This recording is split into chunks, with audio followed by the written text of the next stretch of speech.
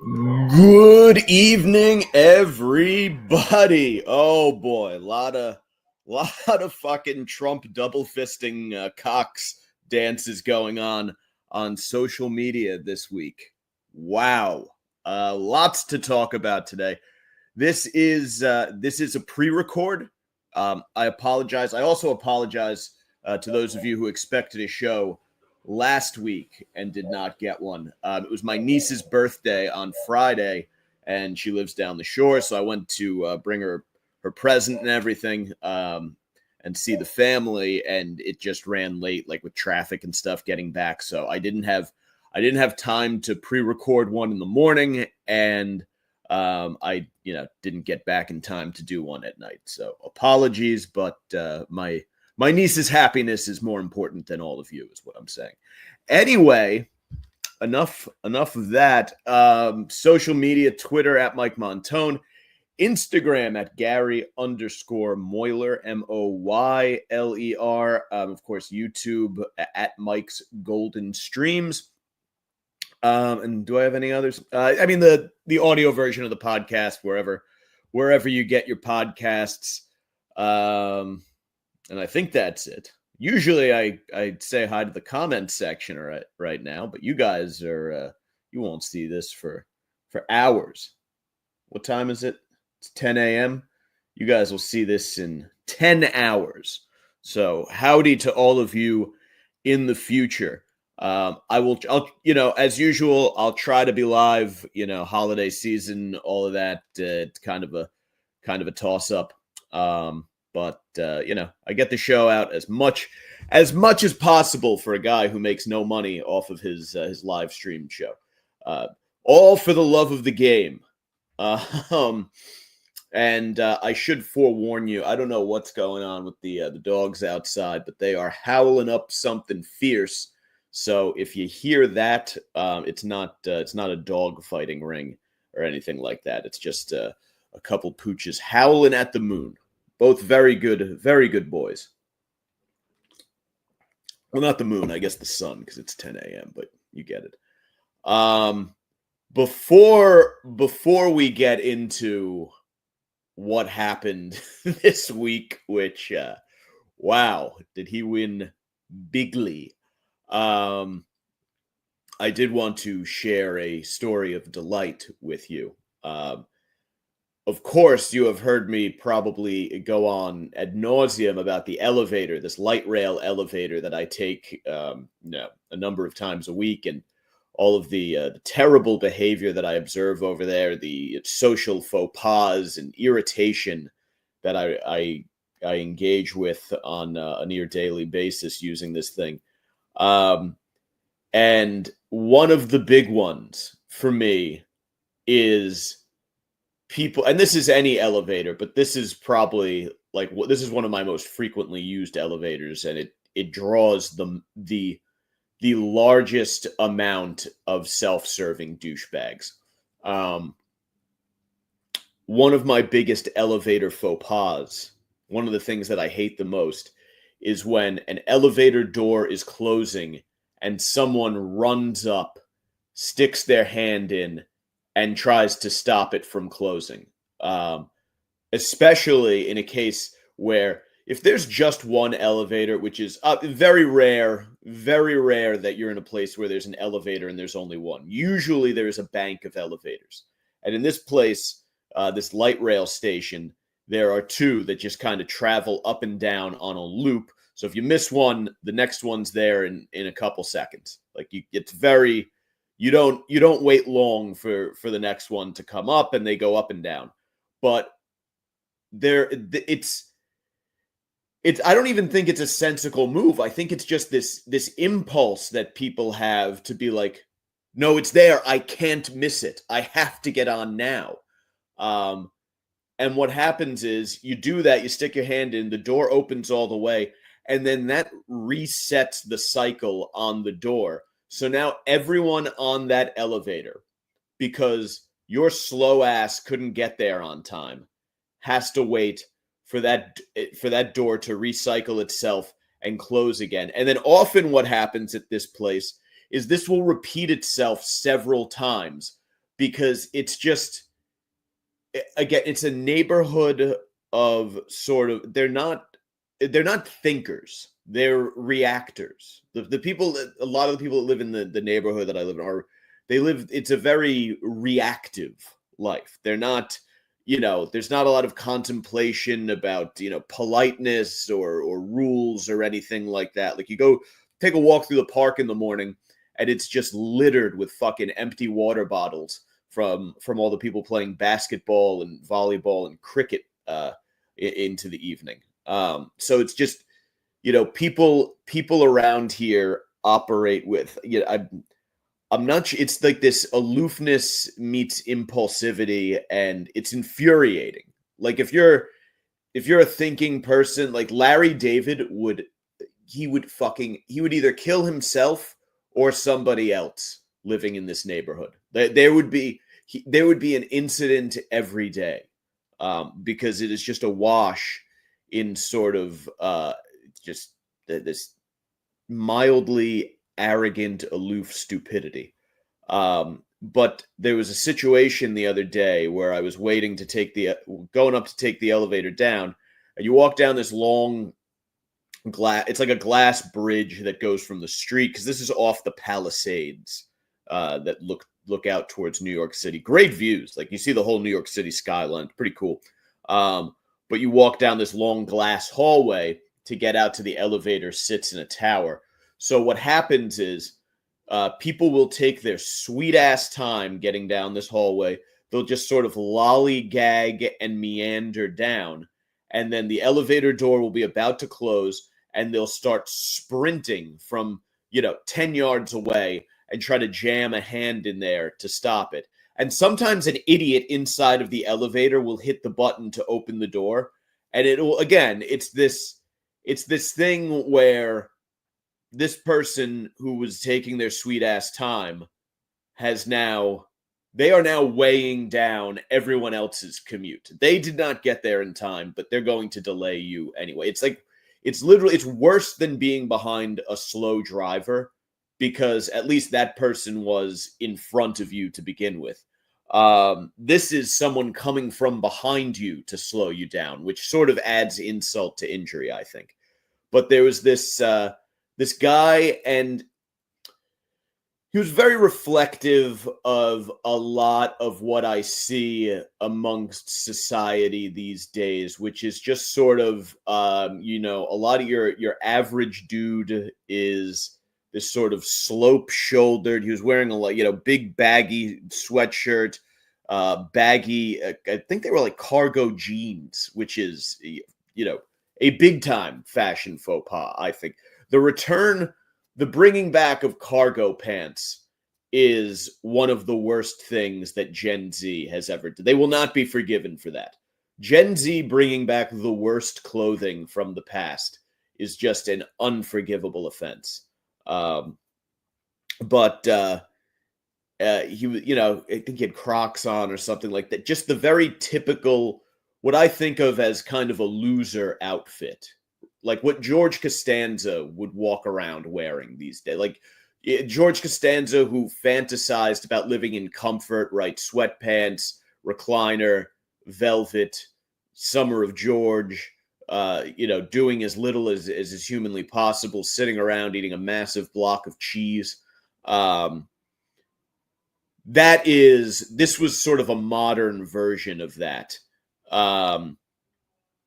And he's walking with what was presumably his girlfriend, which I don't know how, as a woman, you could allow yourself to be seen in public with I guess what passes for I don't know how he passed for a man. And I don't mean in like a trans sense. I mean more in like that nothing about you looks masculine. You're clearly, male, but there is nothing about you says strong masculinity.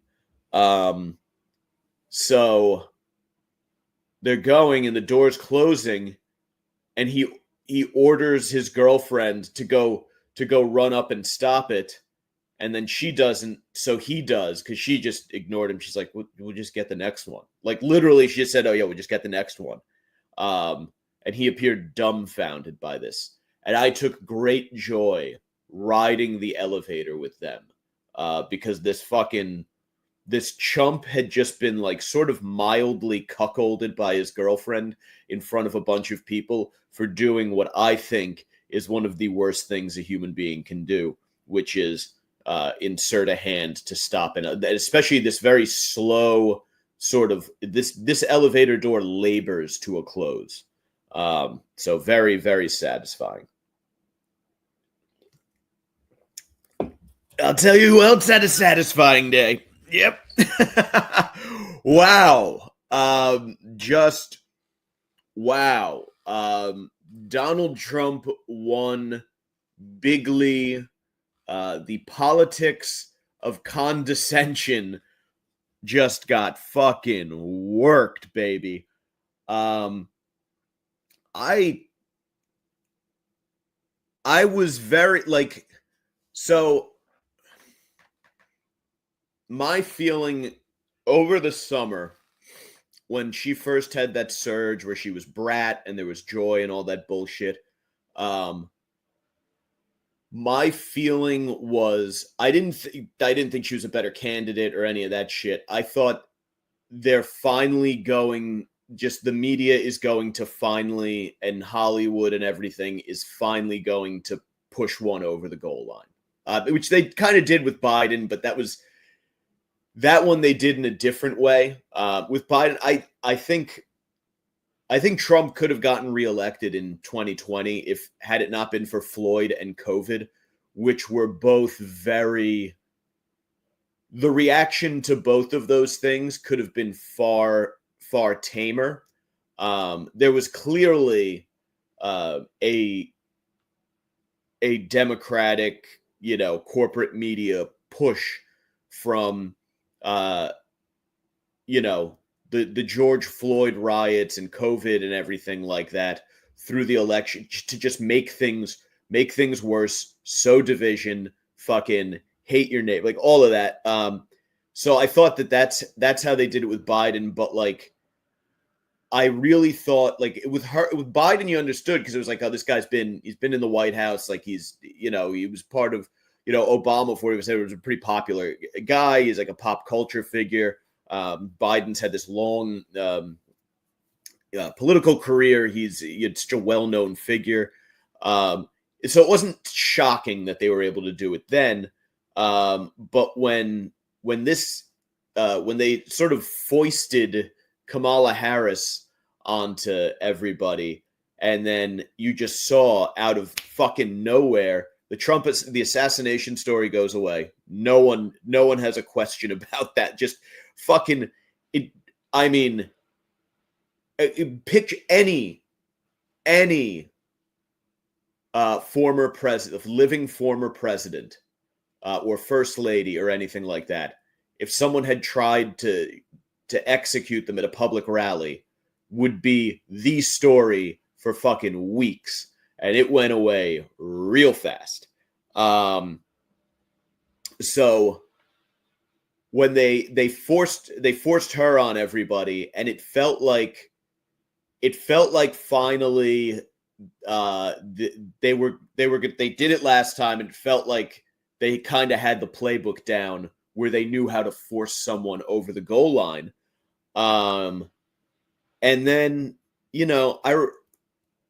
I spend a lot of time, like I've said this a bunch of times, I spend a lot of time in a couple of very, very liberal locales, and weeks were going by after she was announced, and I just saw I saw nobody walking around in Harris stuff. Towards the very end, I started to see like a hat or a t-shirt here or there. But between Jersey City, New York City, and Asbury Park, these are in the Northeast. I mean, three of the absolute most liberal fucking places. Asbury Park is basically an extension of New York's of Brooklyn down at the Jersey Shore, and Jersey City, or at least Jersey City is very Brooklyn-esque in many ways. It's like Brooklyn light, I would almost say. It's like it's like a tolerable version of Brooklyn. Like you're like, all right, look, I can get over to Hoboken in fucking 2 minutes here. Back with the normals. But there was at no point did I see anyone expressing any interest or excitement about her. Not that I saw too much Trump stuff either, but it just seemed like, no one gave a shit or found her compelling, and that's when I really started to feel like a lot of what was being called in the mainstream media, what was being called, excitement about her or whatever. That's when I really started to feel like, oh, maybe they're really faking the funk here. Like this seems a little 2016-ish. Like they're not running on any kind of major issue. There's just nothing, Trump, like, other than abortion, which, I'm not a policy hawk, so I don't know, how them focusing on abortion pushed any particular group in one direction or another. But they, as much as everyone blames, it says like Trump resorts to personal attacks and stuff like this. When Trump does it, it feels more like he's doing like he's just riffing and doing a roast and stuff like that. And I know it's obviously more calculated than that when he comes up with the nicknames and everything like that. But it feels like, and I don't have any real data to back this up, but it does feel like, coming from the left, there's a condescension, that comes with it. Like when it comes from the right, it feels like they're just saying, hey, fuck you. When it comes from the left, it feels like they're looking down and calling you subhuman and ignorant and stupid and hateful and all that. Like the right, it feels much more like and this is just for this moment, right? This stuff changes. Obviously, it's all very fluid, but like in this moment, it feels like when the right talks shit, it's a very much a like, hey, fuck you. Like we're sick of you. Go fuck yourself. Like, fuck you. You can't talk to us like that. Whereas with the left, there's a very, if you ever see the way in like a Hallmark Christmas movie when the rich girl brings home a blue collar guy, and the family kind of looks down and condescends to him. That's what it's always felt like in these past couple election cycles, and especially the two that Trump has now won. It's been like, it feels like on the left, you just have a bunch of dickheads looking down on everybody. I think they have so embraced the politics of condescension that it was like, yeah, like eventually, like you can't, you can't spend over a decade now. Is it over a decade? No, maybe not over a decade, but like 8 years now. Or when did they really start going after Rogan and all those? Probably like back to COVID. So 4 years now. You can't spend all of that time saying wild shit like calling like Joe Rogan a hate monger. Like eventually it's going to come back and bite you in the ass. And it did. Like you can't discount, like, again, like this is coming from a white dude, like it does. And people say, oh, you've had the advantage for so long. And it's like, it doesn't work like that. Like we weren't born in the 1950s. Like I was born in the mid 1980s. I went to, elementary school and high school in the 90s through the early 2000s, and then college in the early 2000s. And I remember showing up on campus my freshman year, and they basically sat the entire freshman class down, and they were like, look around, ladies. there's a good chance that one of these guys here might try to rape you. And like we literally just got like lecture after lecture about how get ready because someone here is going to get sexually assaulted. Like they really did like this. And I know the response to that is like, oh, you have to worry about like, your feelings. She's got to worry about actually getting attacked. And it was like, no, what you did was you wildly blew out of proportion the risk of this happening, and you made everyone suspicious of fucking like white frat bros. And this was something that had been kind of brewing all the way through when I was going like elementary school and like high school and stuff. Like it was really like the whole self-esteem movement and shit was going on, and it was like it was right when the earliest seeds of what I think Adam Carolla, one of his latest episodes, he referred to as the feminization of America was starting to kind of take root. And then I think 9/11 like hit the brakes on it, because then we were like, all right, we're going to fucking war. And we were all singing about freedom and putting boots up people's asses and fucking killing the Taliban and what have you. So I think that just kind of that put a pause on it. But then I remember when I got out of the Marine Corps and I first started working in media, it was right around the time that Lean In was going on, which was that big push to get women into the workplace, which is, it's fine. It's great. A lot of women getting, more women than men getting college degrees these days. There's no problem with having them in the workplace, but it was the fact that they were treating it as though they were there to take over.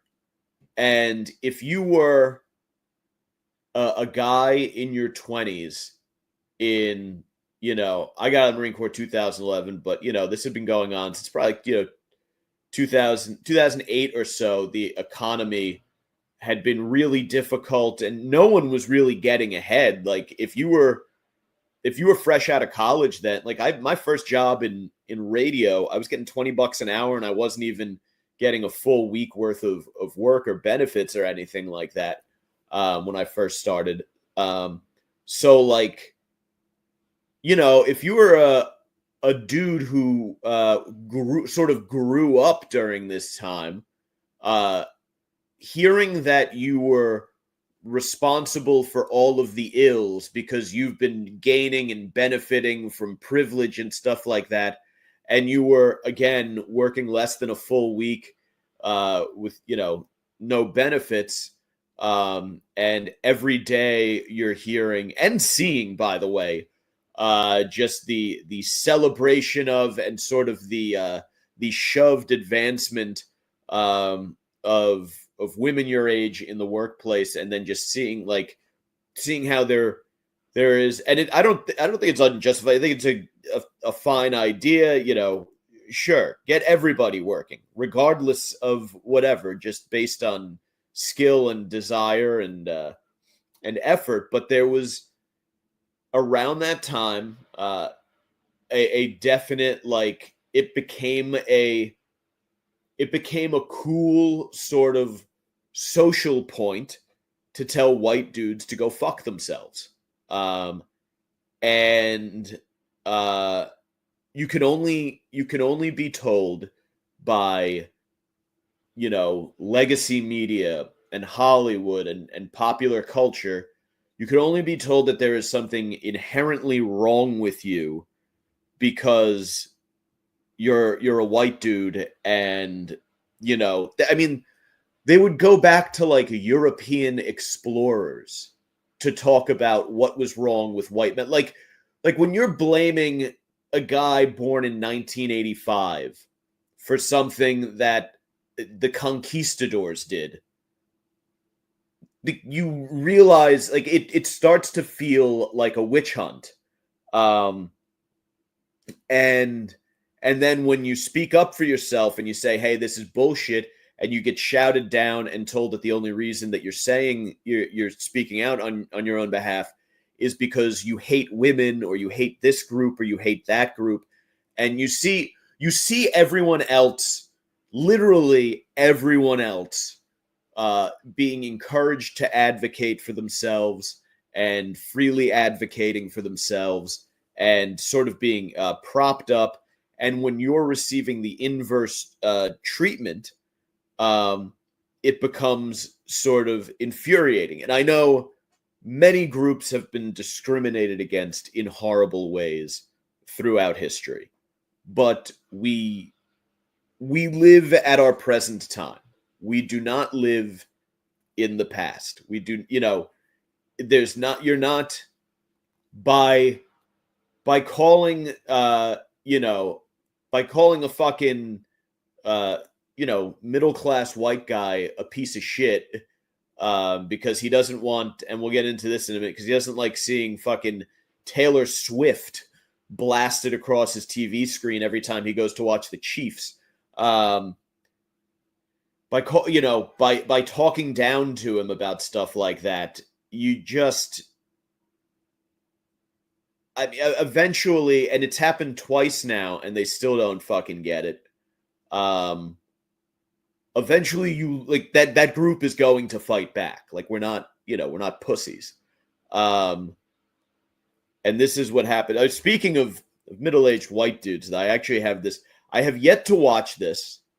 I've yet to watch this video, but this is Mark Duplass, a comedic actor. The fucking earwax just embedded in my fucking headphones here. Oh yeah, that's terrible. It's nasty. Let me see if I can go ahead and clean that out right quick. Wow, what a disgusting boy. Here's my. Luckily, I have the bib from the Belmar 5 Mile, so I'm just gonna scoop out some of this earwax out of my fucking headphones. Oh, that is fucking gross. Wow. It's like a little pancake. It's stuck to my finger now. Oh, that is horrific. Oh, well. Gone. I am garbage. Get me on the show. Get me on AYG. Tell Kippy and Foley I'm sitting here on the live stream digging earwax out of my fucking headphones so I can watch a video of Mark Duplass crying about the election. Okay. That was effective, though. So just to let anyone know out there who needs to know that if you ever get earwax embedded in your fucking earbuds here, a safety pin's a good way to get it out. So I haven't watched this video yet, so we'll enjoy this together for the first time.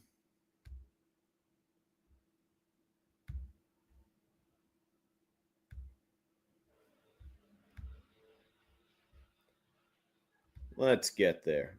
I gotta find it. I thought I had oh, here it is. Good, it's right up at the top of the screen.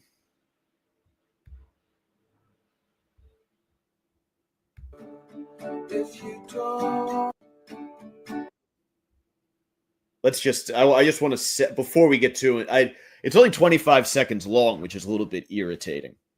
And I have to assume this is the full cut. It's just a jingle, I guess. He looks bad.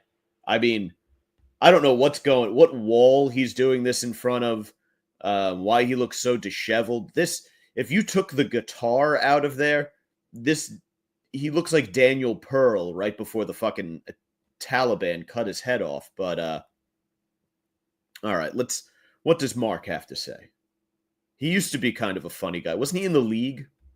Women of the world take over. If you don't, the world will come to. So if you're having trouble understanding what he said, not a very good singer. Mark Duplass, not a very good singer. Very, very soft, weak voice. Not very strong vocals. He said, "Women of the world take over. If you don't, the world will end." Interesting thought. I don't know if there's any merit behind it. I don't. The world has been going on for quite some time. And that is also, there is an arrogance, I think, in thinking that we're going to be the ones to destroy it all. Which I guess now we live at a time now where more than ever we have the technology to do that, but also, I don't know. I certainly wouldn't strum the old banjo about it. It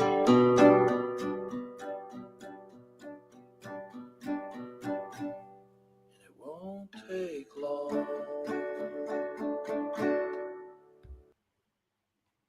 What a bad song, though. The takeaway from this to me is that is just, it's a bad song. I mean, this feels like why they lost. It's stuff like this. This is what you trotted out. Literally. I mean, this is like just one of the most limp-wristed attempts to stir excitement around something that I have ever seen. He says, "I voted for Kamala Harris. Yes, I want to support women's rights, but I also want to live in a world where hate speech, xenophobia, and racism are put behind us, sending every one of you a tidal wave of hope for a better future. Let's all prioritize mental health this week." I mean, nothing, and I mean nothing about this video screams mentally healthy. Like if you were on like a FaceTime with your friend and they popped up on screen like this, you would be very, very concerned about their mental health. He does not seem mentally healthy. That was really just one of the most pathetic, soy, cuckish things I have ever seen. And I think what this was, once again, this election was a rejection of the cucks. We did not want to be a bunch of fucking cucks.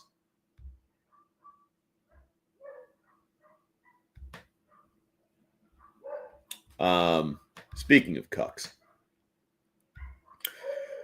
Travis Kelce Instagram post sparks backlash in wake of presidential election.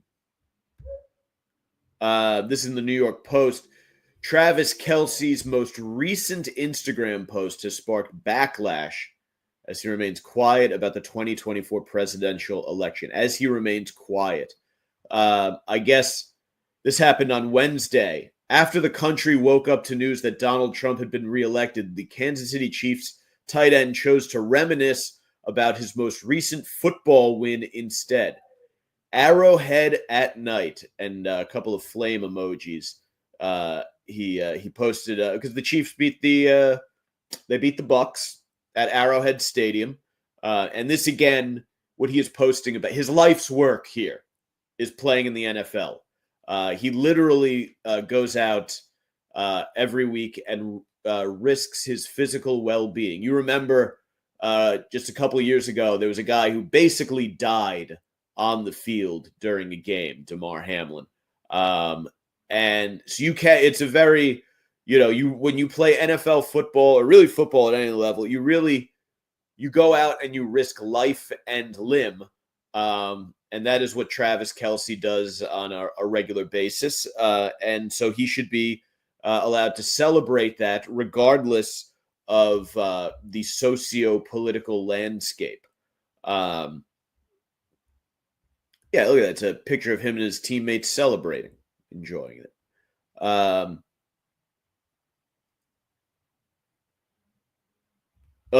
see they're mad at Kim Kardashian too because of her fucking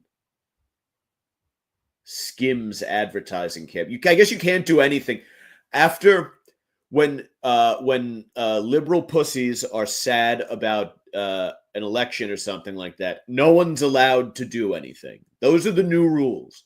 We're not allowed to do anything because a bunch of fucking cucks are sad that Kamala or or Mamala or whatever the fuck, whoever she is that fell out of a fucking coconut tree. You did not just fall out of a coconut tree and became unburdened by what has been. That's what I say after I take a shit in the morning. By the way, I'm now unburdened by what has been. But you're not allowed. No one's allowed to do anything. It's too serious. You remember a certain radio host saying that he didn't like Saturday Night Live making jokes about Mamala because this is too serious. People started to comment, "Get the fuck out of here with these ads." It takes you back up to the top of the screen. This fucking bullshit. BB, I love you, but feel like maybe this could have been rescheduled to post any day but today, one person wrote. While another suggested, Trav, I love you, but please read the room. A third fan says, Travis, please not right now. We're mourning. And a fourth commented, not today, Travis.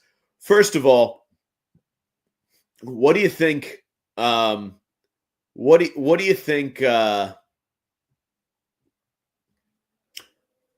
I wouldn't be shocked if he voted for Trump. I would not be stunned. Frankly, I wouldn't be shocked if I found out that she voted for Trump or didn't vote at all. I really would not be blown away. If you found out that everything about Taylor Swift was just a fabricated act and that deep down on the inside, she's actually a fucking like an Ellen DeGeneres situation, if you will. Would you be stunned? Would you? It would be incredible for that to happen. I would very much be there for that type of thing.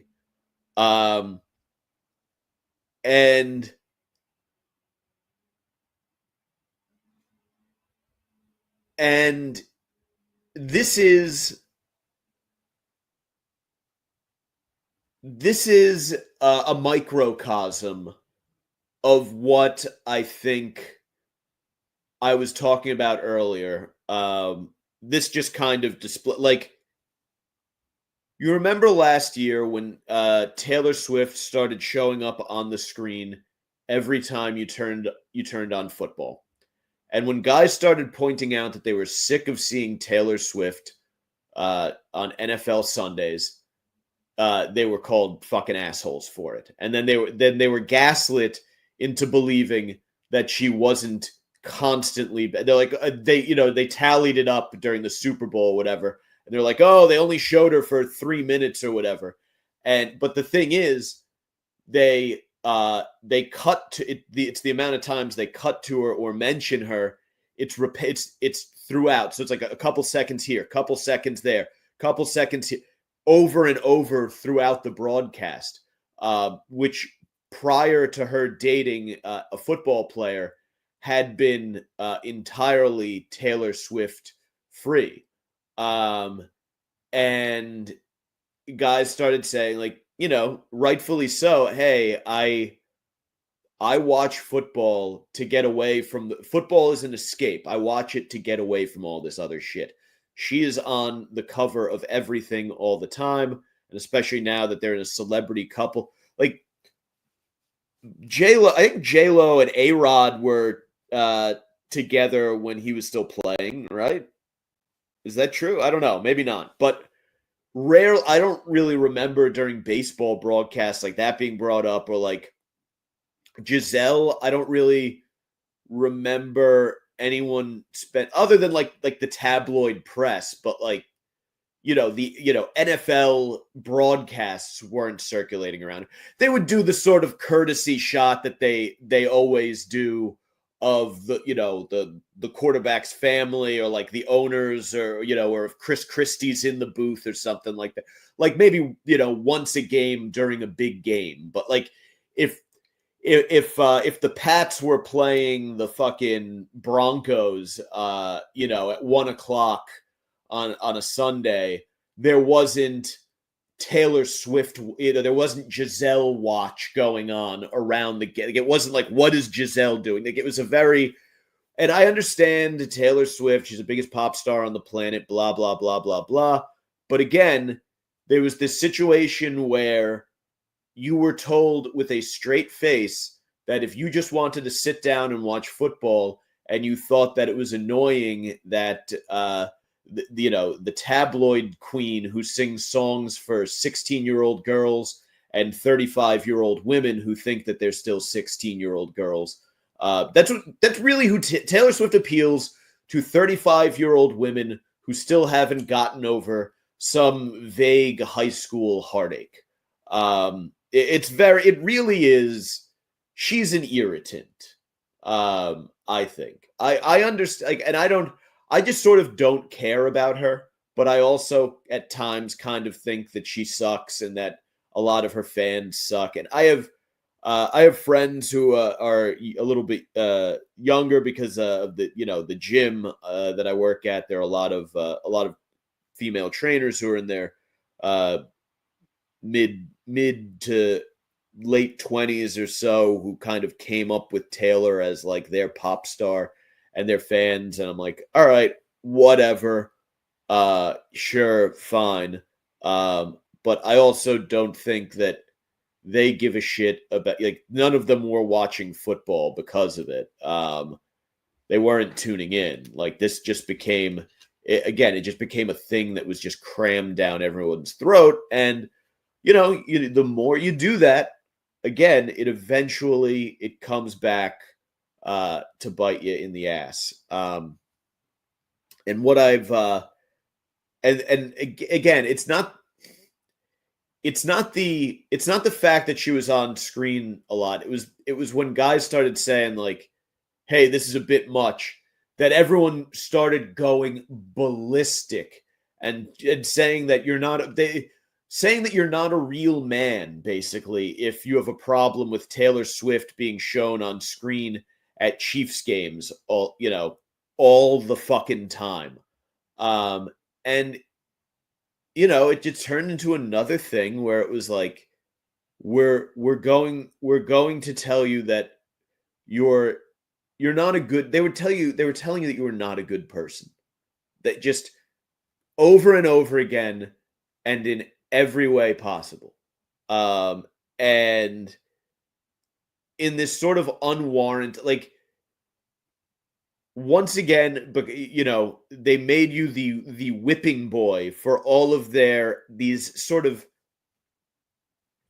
academic postmodernist frustrations. Is the only way to describe them. Like these ideas about deconstructing the white patriarchy that come from career academics who have nothing better to do with their time than sit around and bloviate and promote social Marxism. And it became cliche to call things like woke or whatever, because they were like, no, it's not woke. Yeah, all right. Another guy complaining about wokeness. And then, I guess that tide started to turn when Lorne Michaels, said, he continued to say that he was a Shane Gillis fan. They had Shane Gillis on SNL. And then fucking the Brady roast was another watershed moment in the reversal of all of this. And it's just been bit by bit, there's been backlash once again. So I don't know. Maybe this second time through, they've finally learned their lesson, and they'll go back to democratic politics and leftist politics being the politics of the working class, as opposed to trying to incite a fucking a race and gender war inside of the country and on social media. Be interesting to see. Before we wrap up, I was going to do this story about Diddy not allowing fat chicks at his freak-offs, but I'm pressed for time, so I won't be able to do that. But I will just say, tip of the hat to Diddy for saying no fatties. Although I think if you're going to have a freak-off, I would think variety is sort of the spice of life, but anyway, uh, one of the things that I've been doing the past couple days is going through because when I was watching the election coverage on Tuesday night, they NBC kept going to the hosts of Pod Save America, and if you're a guy and you have been on a dating app in the past few years, one of the things you've seen women put in their profiles is friend of the pod, which apparently, if that is how they code for Pod Save. If they're a fan of Pod Save America, they refer to themselves as friends of the pod. And Pod Save America is a lefty political podcast run by, I guess, a couple guys who used to work on the Obama campaign. So a very liberal listenership. I'm actually planning on listening to a few episodes now to sort of pick up on what they're laying down. Imagine if I just got into it and became a complete cuck just because I'm into podcasts and fucking just got hooked. That would be very funny. But I mean, look, I had a very liberal upbringing. Maybe they can win me back. But I was watching NBC's election coverage, and they had these guys on, and they were like, it was when a lot of the map was red. It's early in the night, and they're like, this is the red scare. The rural areas all come out, hot red early, and then the blue catches up, and that's the blue wall is going to hold. And I mean, they were confident that it was going to hold. It did not. But they kept saying it was looking good, and et cetera, et cetera. So I've been dipping around in their Reddit. Reddit is a great site because you can read all sorts of wacky stuff, and also a lot of chicks just posting fucking nudes on there. So sometimes I will just enter MILF Pog, amateur MILF Pog in the search bar on Reddit, and spend a good chunk of time just scrolling through fucking like 35-year-old chicks posting pictures of their buttholes on Reddit. It's fun. If you're ever bored, do that. Search for, always put amateur in, because then you get to see like regular chicks, which I always think is a good time, because we can see, you can see the hottest porn starlets at any time, right? There are plenty of them at your fingertips, but sometimes it's just fun to get a look, because then you can walk around when you're out and about amongst society, and you're like, oh, holy shit, I didn't realize every chick was a fucking freak. But anyway, I just, these two posts, one is, you can't win an election against mind control. I moved to Mexico. They drink cervezas. Mind control. But this guy writes, I've been following these guys for a while. I'm not American. I've been following Trump since 2015. I first watched Donald Trump and how his campaign used Cambridge Analytica to illegally harvest data to bombard voters on their worst fears for Trump against Hillary. The Great Hack is a good documentary about it. Cambridge Analytica worked on Leave EU 2, and that was the first taste of it work. They did market research, is basically. This is about mind control and influence. Cult expert Stephen Hassan wrote the book Trump of Cult. All this talk about how strategically Harris lost means nothing if one side is literally using mind control and cult tactics, and the other is using regular media influences. It has never been a fair race, and they were always going to lose and will continue to. These guys need to start looking at how Trump controlled the media and the information, and how is the country going to deprogram millions of citizens. Trumpism is a cult, and when this is not just common knowledge, how is anyone going to combat it? I wanted to come back and say, I'll be completely honest, I cannot even listen to their latest pod. And what's so infuriating is it isn't going to get better. You can't win a fight if you don't even know you're not in the same race. So basically, and this is a prevailing theme, not that the Cambridge Analytica I haven't heard referred to in a long time, but this idea that you have to be brainwashed to vote for. That's who they think. Like, yes, the reason you will continue to lose is that, or that you will lose often enough, is that you refuse. These people are obsessed with empathy, and yet they refuse to put them in the shoes of people who voted for Donald Trump, which is just the overarching theme with them. This other post I saw, and I'm running out of time, so I don't have time to like deep dive into this, is this guy posts in the Friends of the Pod Reddit. Guys of the pod, how have you been talking to your wives and daughters about all of this? He writes, I'm genuinely asking. Been married about 1.5 years together with my wife for 4. We're both in our early 30s. I'm quickly realizing just how ill-equipped I am for a moment like this. I, a white dude, who will for all intents and purposes remain safe for the next 4 years, with likely zero chance that my rights get stripped from me, feel like I'm at a complete loss as to how to comfort my wife over this in any meaningful way, because I just genuinely cannot comprehend a future where I'm as effective as she can and likely will be by virtue of being a white man in the U.S. By the way, if you're in your early 30s, is your wife planning on having an abortion anytime soon? Not to dip into that issue because I think it's more complex than anyone's giving its due. But I don't see how this really, if any of this affects your wife at all.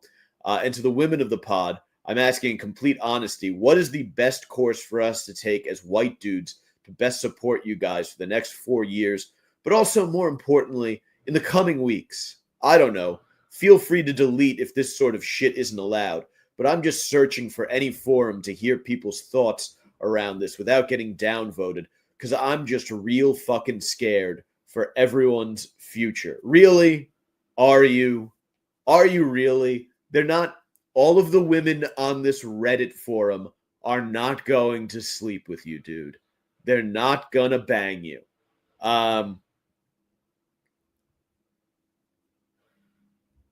The responses are fucking gold, by the way. We haven't really discussed it. We're basically in wait and see mode. There's a guy that I grew up with that my buddies and we like every once in a while he'll pop up on social media, like especially when they had that Pussycat March. I think he was there and he wore that stupid fucking hat. I mean, we ruthlessly mock him in our group chat. He was a complete douche in high school too. Just like one of those guys that it's fun to dislike because he's such a smug douche. He literally he's an ugly Doug Emhoff, basically. And that's a lot of what you get for like a Doug Emhoff and Tim Waltz. The idea that either of those fucking cucks would appeal to anyone with a shred of masculinity is absolutely hilarious.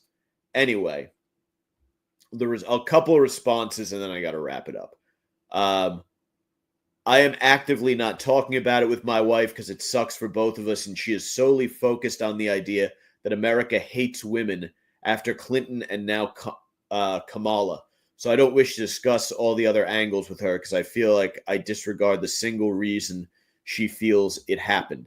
By the way, Trump just made an old lady his chief of staff. I think he's the first one to make a woman chief of staff. Another one says, is this a real post? My husband is less political than I am, and he is visibly devastated by the election results. he is talking about what he should do if someone comes to try to take me away, like asking what I would want. I know we've both done everything we could to avoid this re-election. I mean, I guess is this woman an immigrant? I mean, if you're married, I don't. They're not coming to take. They're not coming to rip people's.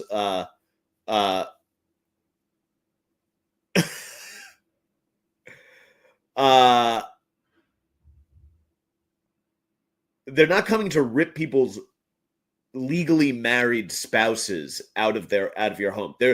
They want to get rid of Venezuelan gang members, not fucking, married women in the fucking suburbs. I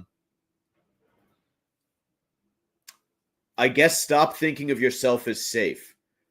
Make some plans. Ask her if she wants you to drive when you go out at night together in case you get pulled over. Ask her what appearances she wants to change and what image she wants to project. Conformity or rebellion.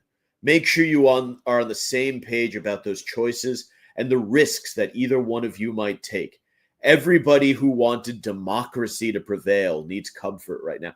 Actually, by winning both the popular and electoral vote, democracy did prevail.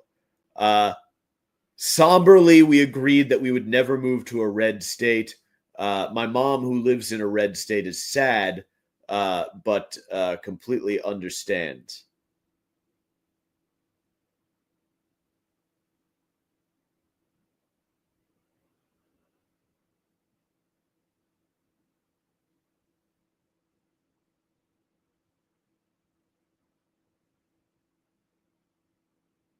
I mean,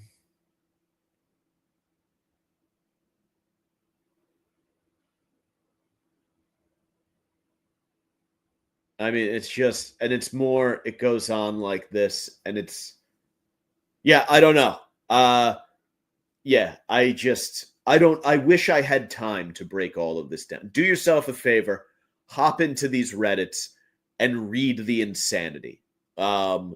Because as crazy as Trump is up there and his dad saying it looks like he's sucking off a couple of guys. What do you got to weave? This to me is far more insane. This is like this really is their version of the you want to say the child molesting pizza place, but then I was going to do a Diddy story here, and it turns out everybody has been molesting people. That was the real scandal. It wasn't frat bros raping people. It was rich Democrat celebrities molesting the shit out of people, which is a fascinating point to end on today. I got to go. I got to hop in the shower. Usually this week I do, maybe next Friday I'll do the veterans stuff. I guess the election just got in the way. Anyway, yeah, I got to get ready to get on out of here. So have a great week. At Twitter at Mike Montone, Instagram at Gary_Moiler, YouTube at Mike's Golden Streams, and I will catch you all next time. Have a great weekend. Thank you for tuning in. Tell your friends, folks.